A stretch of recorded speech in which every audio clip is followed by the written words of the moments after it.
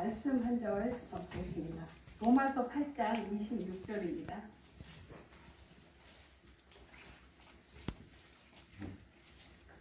로마서 8장 26절 다 같이 함께 읽어볼까요?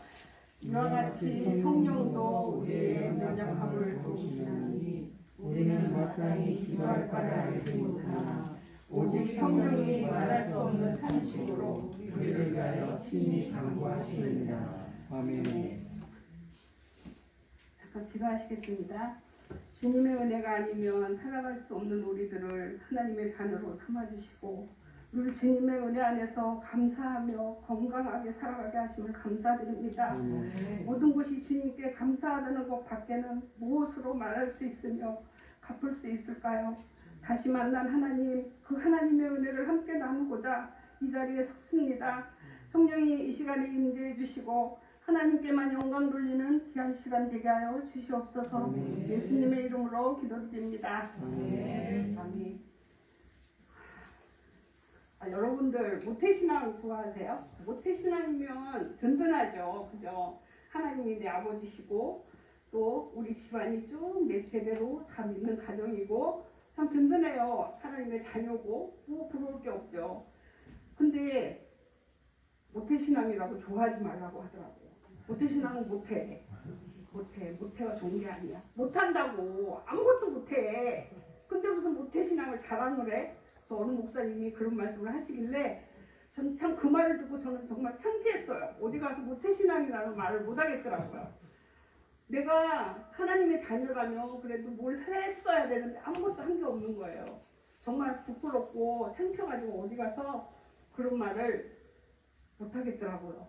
참 예수님께서는 고난과 핍박과 환난 가운데서도 주님의 복음을 전하며 열주 제자들에게 가르치시고 또 본을 보이시며 실천하시고 사셨던 분이시죠.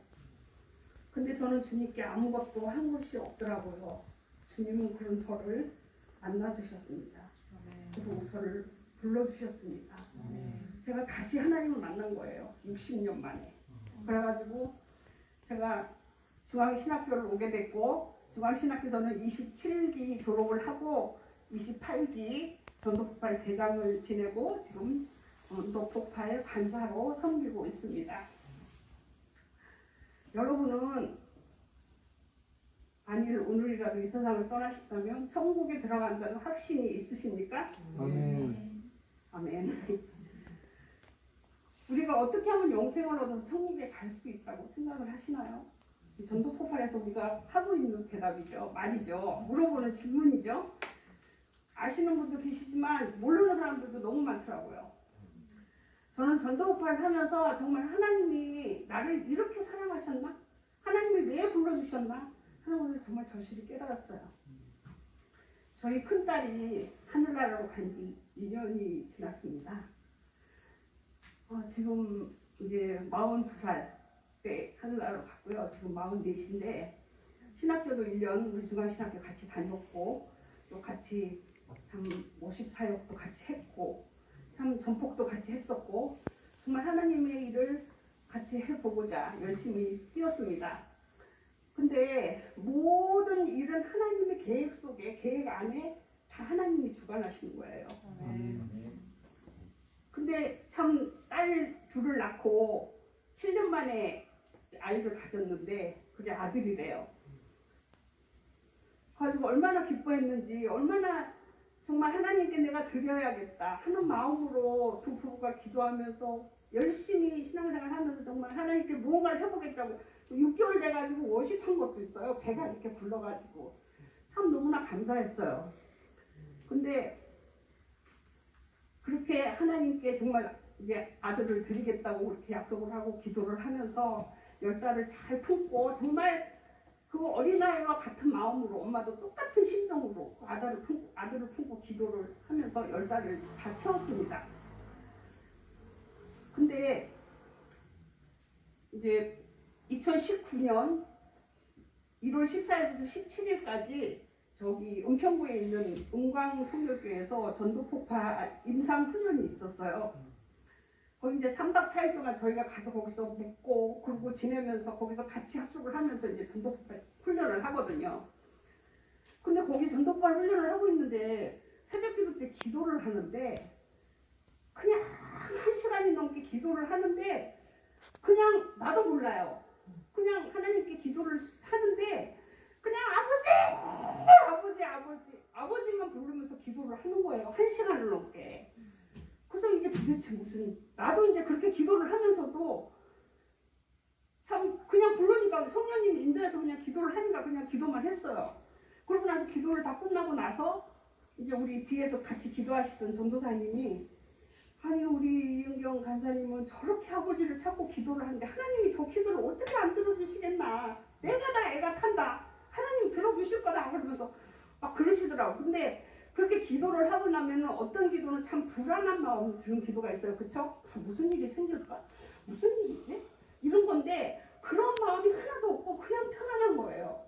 근데 그러고 나서 이제 새벽 기도를 끝나고 난 뒤에 이제 주방에 가서 막 밥을 하고 이제 식사 준비를 하면서 1시간 동안 그냥 그 전도사님들이 저를 위해서 찬양을 불러주시는데, 저 멀리 뵈는 나의 시온성 그 찬양을 부르면서 오내 주 예수 널 사랑하사 널 지켜주시니 그 찬양을 계속 부르시는 거예요. 그냥 1시간을 밥 준비를 하면서.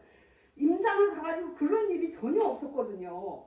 그런데 그 전도사님들이 그렇게 찬양을 부르시면서 우리 다 같이 끌어안고 서로 축복해주면서 그러면서 찬양을 불렀어요. 그러고 나는데 마음은 그냥 편안하더라고요. 뭐 무슨 일이 있겠지, 걱정이 되겠지, 하나님 뭐 어떻게 해주세요, 어떻게, 그런 걸 떠나서 그냥 하나님이 기도를 해주신 거에 대해서 저는 그냥 편안한 마음이 들었어요. 그러고 나는데 그 다음 주가 이제 딸이 이제 애기 날이 돼가지고 제가 내려가서 저걸 이제 산후조리를 해야 돼서 서울에서 있다가 대구로 갑자기 가게 돼가지고 거기 가서 지내고 있으면서 제가 해주러 가야 되는데, 이제 마침 금요일, 다음 주 목요일날 전폭이 끝났잖아요. 그러니까 이제 다음 주 목요일날 가서 이제 산후조리를 시작을 해줘야 되는데, 목요일날 아침부터 배가 아프다고 병원에 간 거예요. 근데 이제 저는 그냥 우리 교회에서 또 목사님들 오셔가지고 이제 손님 대접할 일이 있어가지고 그거 다 하고, 그러고 이제 오후에 내려가겠다 했더니 엄마 전도폭까지 다 끝내고 엄마 사역도 다 끝내고 교회 일도 다 보고 엄마 천천히 와, 어차피 나는 애기 나면은 병원에서도 하루 이틀 지내면 되니까 엄마 다 지내고 오라고.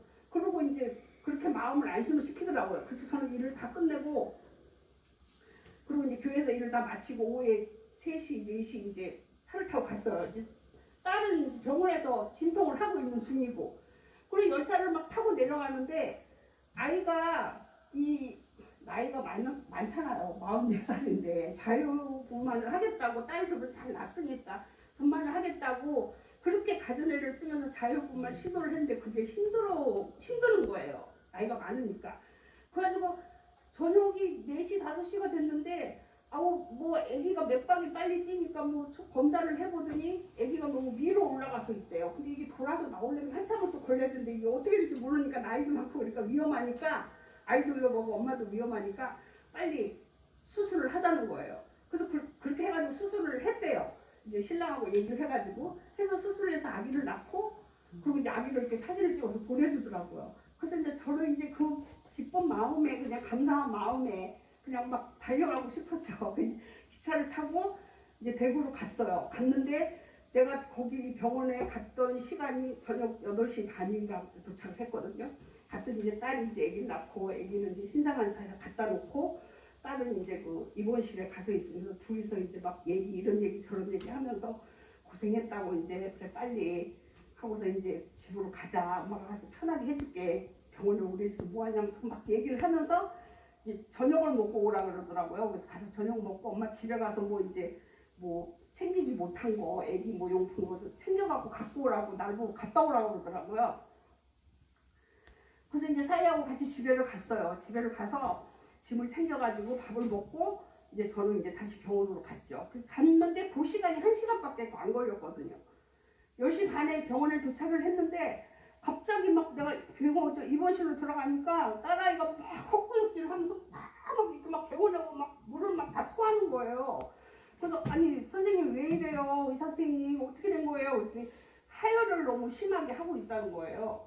그래서 이거 빨리 멈추게 어떻게 좀 해보세요. 그랬더니 지금 뭐 계속 수혈을 하고 있으니까 좀 지켜보자. 이거 지금 계속 토하고 애가 지금 얼굴에 하얗게 질려가지고 이러고 있는데 선생님 이거 어떻게 하실 거냐고 이제 그랬더니 빨리 본만실로 다시 내려가자 그래가지고 내려갔어요. 근데 신랑 다시 오라 그래가지고 신랑을 불러서 11시 반까지 그러고 지켜보고 있다가 괜찮을 거라고 의사가 그러길래 신랑이 오길래 나는 입원실로 올라왔죠. 그리고 올라왔는데 그러고 난 그렇게 시작을 한 지가 토하고 시작했는데 10시 반부터 11시 반, 12시 좀 안 됐는데 장모님 지금 심각한 상태라서 큰 병원으로 가야 된다는 거예요. 그래서 나도 내려갈게요 그랬더니 그럼 여기 계세요. 제가 가서 연락 드릴게요. 그러고 갔어요. 사이가 큰 병원으로 딸을 싣고 갔어요. 갔는데 얘가 1시, 2시까지 전화를 해도 전화를 안 받는 거예요. 사이가. 그래서 이제 깜딱 잠이 들었다가 일어나서 핸드폰을 보니까 장모님 지금 위급한 상황이라 수술을 다시 해야 되니까 빨리 오세요. 택시 타고 오세요. 그리고 문자가 와 있는 거예요. 그래서 부랴부랴 겁이 나가 이것도 뭔 일이야 보니까 그때가 새벽 4시가 조금 넘었더라고. 이제 큰 병원으로 이제 쫓아갔어요. 쫓아갔더니 이 하혈이 그때까지 멈추질 않아가지고 이게 어디서 나는지를 발견을 못하는 거예요. 이게 어디서 잘못된 거지. 가지고 뭐 지금 어떻게 상황이 아기 낳다가 그랬으니까 분명히 자궁 안에서 그게 출혈이 심하니까 나올 것이다. 그러니까 자궁을 드러내야 된다. 가지고 그 새벽에 자궁을 드러내는 수술을 했어요.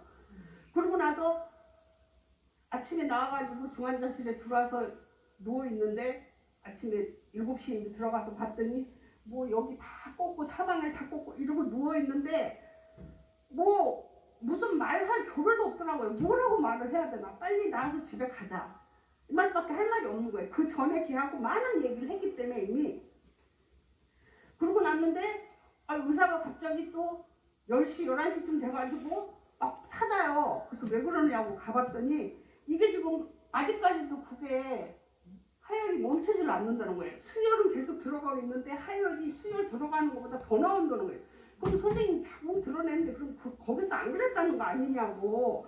그러면서 내가 선생님 그러면 어디 수술하다가 저쪽에서 수술하다가 잘못 건드린 거 아니냐고 딴 데로 그랬더니 의사가 그러는 거예요. 뭐 그럴 수도 있겠죠. 그럴 수도 있죠. 이러더라고요.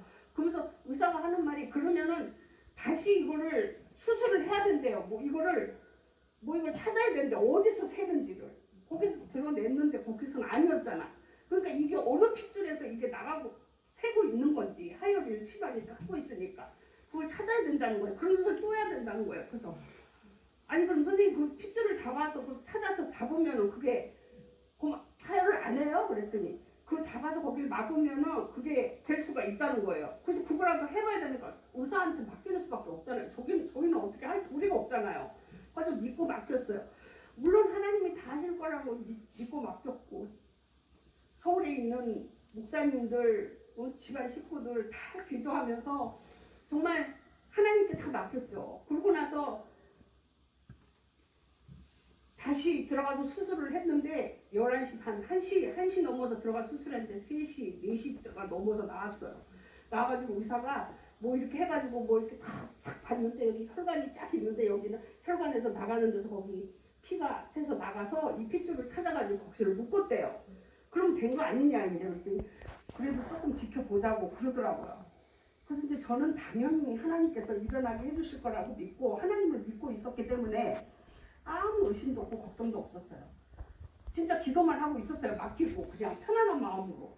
그랬는데 이제 그러고 나서 이제 저녁이 돼서 그 다음날 아침에 내가 기도실에 와서 기도를 하고서는 6시 좀 넘어서 와가지고 하루가 지났는데 그 다음에 이제 다음날이 이제 토요일 아침이죠. 그러니까 목요일날 그랬으니까 토요일날 아침에 전화를 했더니 지금 산모가 어떠냐 좀 그랬더니 뭐 하혈이 조금 멈췄대요. 그래서 그러면은 괜찮은 거냐 그랬더니 아직 조금 더 지켜봐야 되니까 두고 보자고 그러더라고요.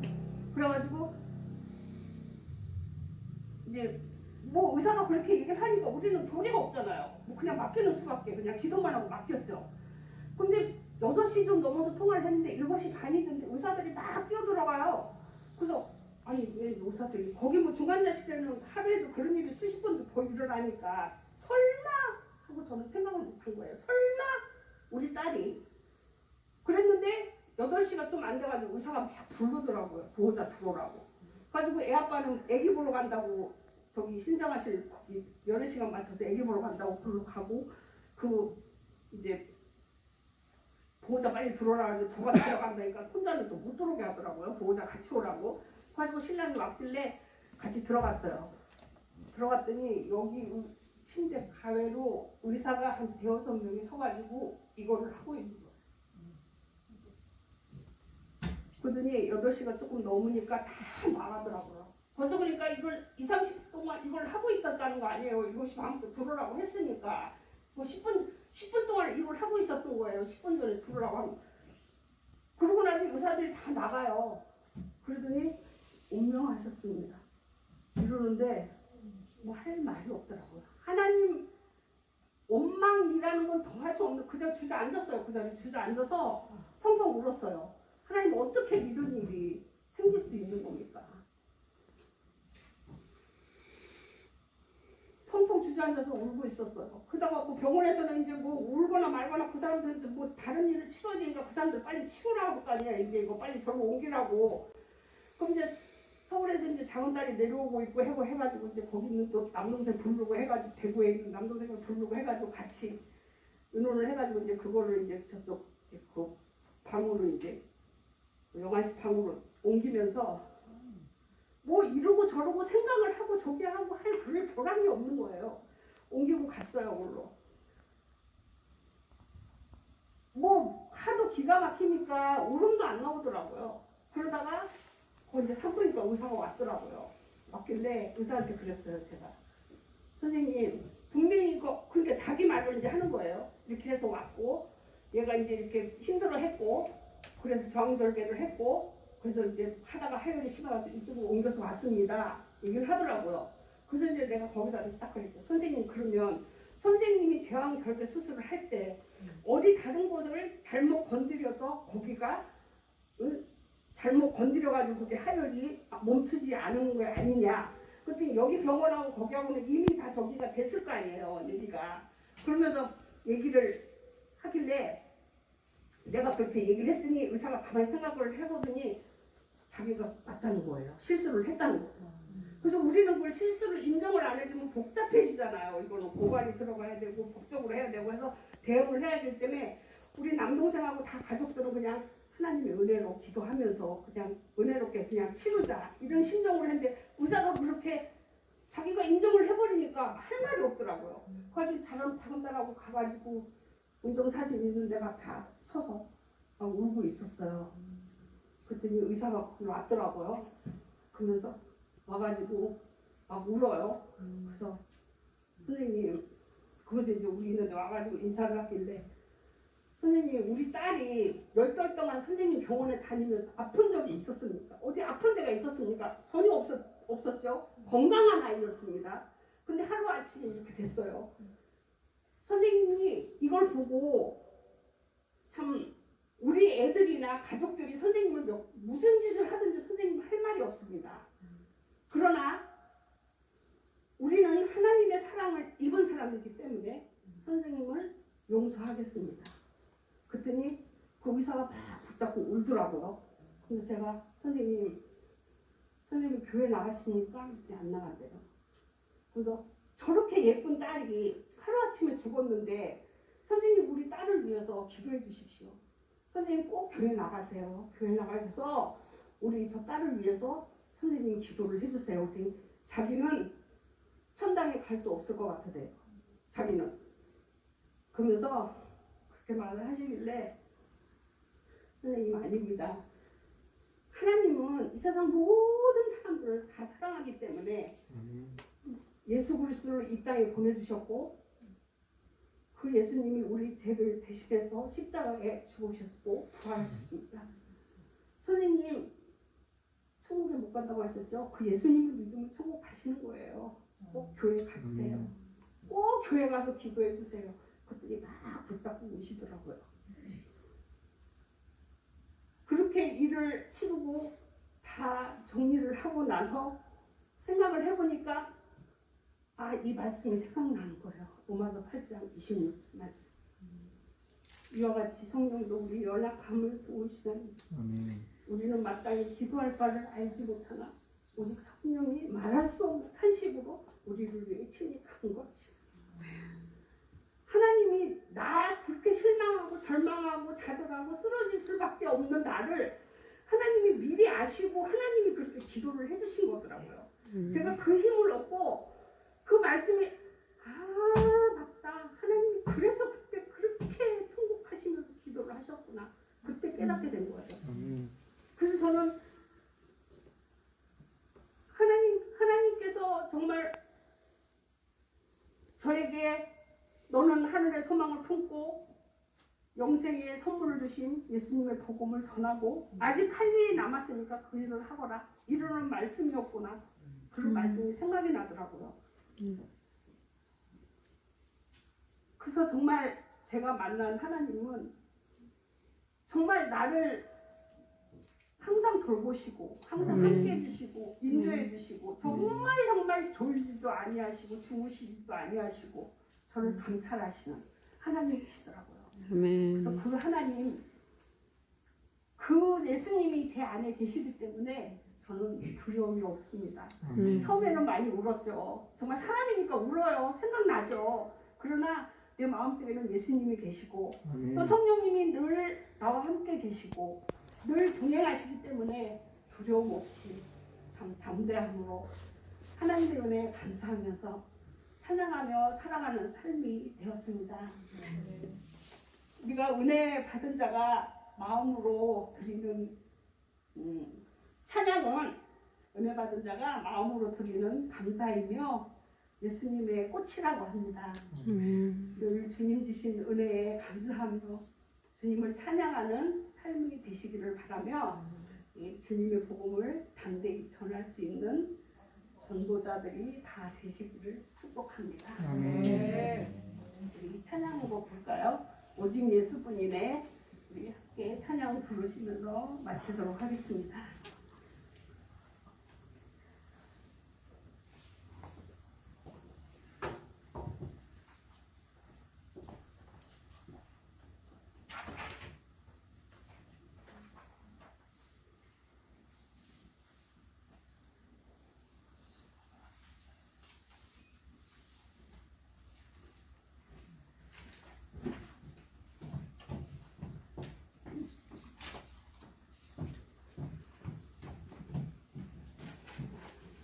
은혜가 없으면 우리 살아갈 수가 없어요. 기도하는 마음으로 우리 생각하시면서 보시겠습니다.